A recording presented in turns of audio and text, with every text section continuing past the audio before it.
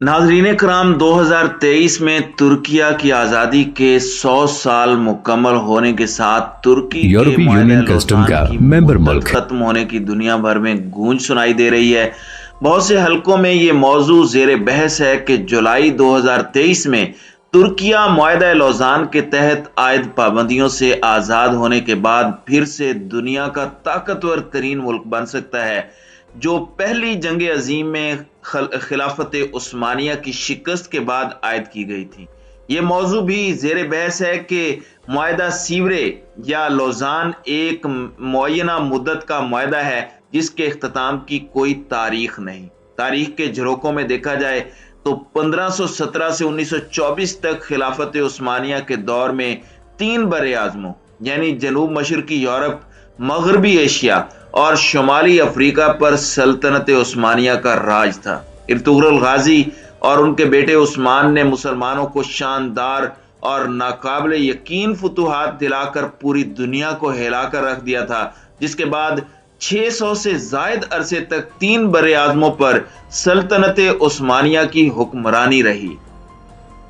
नाज़रीन इकराम, पहली जंग अजीम के बाद 24 जुलाई 1923 में एक अमन मुआहदे के नाम पर जंग अजीम अव्वल के फातेह इत्तहादियों और तुर्किया के दरमियान एक मुआहदा तय पाया, जो तुर्किया और बरतानिया, फ्रांस, इटली, यूनान और उनके इत्तहादियों के साथ किया गया था, जिसमें 1920 के सीवरेस मुआहदे को खत्म करके नया मुआहदा किया गया।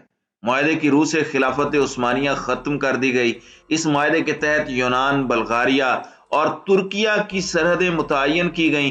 कब्रस, इराक, शाम पर तुर्किया का दावा खत्म करके सरहदों का तयन किया गया और इस मुआहदे के तहत जमहूरिया तुर्किया को आलमी सतह पर तस्लीम किया गया। सऊदी अरब समेत 40 से जायद मुस्लिम ममालिक खिलाफत उस्मानिया से निकलकर आजाद ममालिक के तौर पर वजूद में आए।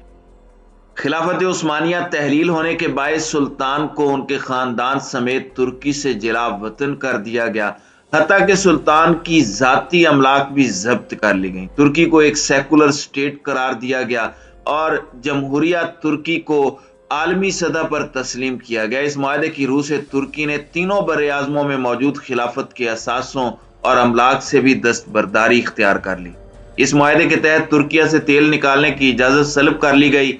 अब नाए बासफोरस यानी बहेरा मरदार को बैनुल अक़वामी रास्ता बना दिया गया, जिसकी रूह से तुर्की अपने समंदरी रास्ते से गुजरने वाले गैर मुल्की बहरी जहाजों से कोई टैक्स वसूल नहीं कर सकता। इन शराइत पर अमल करते हुए मुस्तफा कमाल अतातुर्क ने सेकुलर हुकूमत की बुनियाद रखी और तुर्की को नए सिरे से मुनज़्ज़म करके अंकारा को जदीद तुर्की का दारुल हुकूमत बनाया। तुर्किया ने लौज़ान के मुआहदे के तहत आयद पाबंदियों के बावजूद तरक्की का सफर जारी रखा। आज तुर्क सदर रजब तैयब उर्दगान की हुकूमत ने IMF का तमाम कर्ज खत्म करके तुर्की को IMF के चुंगल से बाहर निकाल लिया है। तुर्की यूरोपीय यूनियन कस्टम का मेंबर मुल्क है, जिसकी वजह से तुर्की को यूरोपीय यूनियन ममालिक में ड्यूटी फ्री एक्सपोर्ट की सहूलत हासिल है। तुर्किया में अब नाए बासफोरस पर कायम बासफोरस पुल एशिया को यूरोप से मिलाता है। तुर्की G20 ममालिक का रुकन और दुनिया की 70वीं उभरती हुई मईशत है। तुर्की फौज नेटो की दूसरी बड़ी आर्मी है, जबकि तुर्की दुनिया भर के सियाहों की तवज्जो का मरकज है, जहां सालाना 7 करोड़ से जायद गैर मुल्की सियाह आते हैं। मुआहदा लौज़ान पर मगरिब का मौक़िफ़ है कि यह मुआहदा कमाल अतातुर्क के जमहूरिया तुर्की और मगरबी ताकतों के माबैन हुआ था, जिसका सल्तनत उस्मानिया से कोई ताल्लुक नहीं। और मुआहदा लौज़ान की मियाद 100 साल नहीं, बल्कि यह गैर मियादी मुआहदा है जिसकी कोई मुद्दत नहीं।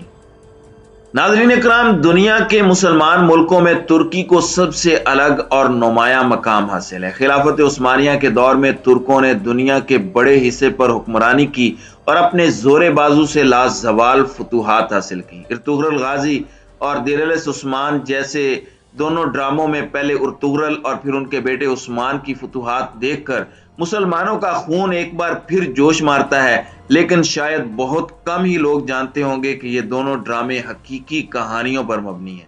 100 साल पर मुहित मुआहदा दरअसल तुर्क अवाम और मुसलमानों के खिलाफ मगरिब का एक ऐसा फंदा था जिसने तुर्की को हाथ पांव बांधकर चारों शाने चित कर दिया। ऐसा वक्त भी आया कि तुर्की में इस्लाम का नाम लेना भी मुश्किल हो गया। इस शर्मनाक मुआहदे में तुर्की को मुआशी तौर पर कमजोर करने के लिए अपनी जमीन से तेल न निकालने का पाबंद किया गया। मगरिब की साजिशें यहीं खत्म नहीं हुई, बल्कि आबनाए बासफोरस को मुफ्त आलमी गुजरगाह करार दे दिया गया, जिसके टैक्स से तुर्की को बहुत फायदा हो सकता था।